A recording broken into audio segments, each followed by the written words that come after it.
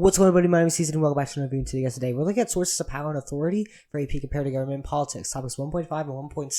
So we'll look at some of these sources and changes. So, sources of power and authority include constitutions, religions, military forces, political parties, legislators, and popular support. Over time, all 6 of our course countries have been affected by these sources of power and authority. I'm going to say a lot, aren't I?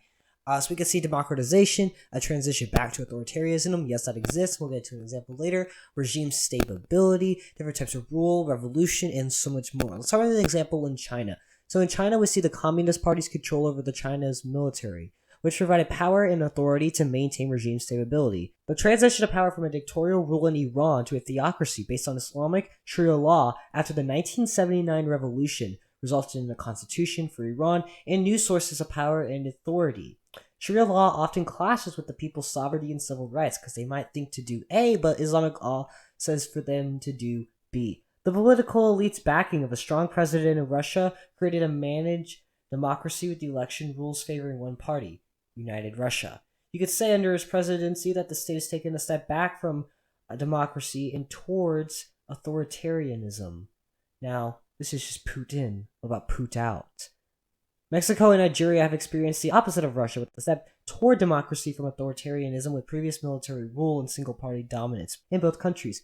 Changes in regimes occur when rules and institutions are placed either incrementally or suddenly as a result of election, coups, sudden seizure of power in government, or revolutions in which a large portion of the population supports a change in the political system. Nigeria was actually under British rule until 1960, and they maintained British cultural elements like English, but also Western beliefs like rule of law. Mexico gained their independence from the Spanish and was set out to be its own country, but used authoritarianism and military control to rule, which caused the revolution of 1910 because of instabilities. In 2000, the National Action Party won the election, ending the previous 71-year rule of their main rival, the Industrial Revolutionary Party, and has taken various steps towards democracy for the state of Mexico.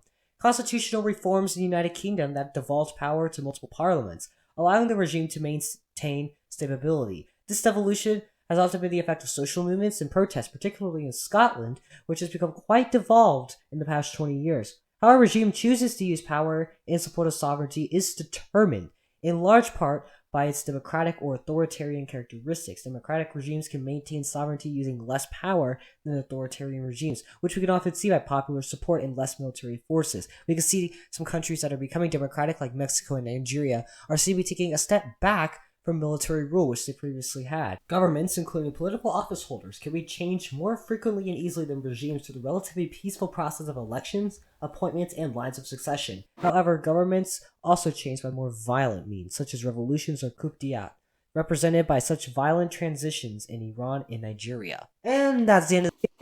Thank you so much for watching. Please like and subscribe. It's free. Really helps me out. Link in the description to a Google Doc that'll help you for AP Comparative Government. I recommend go checking it out. I'll see you guys in the next video, which I have more of. Adios.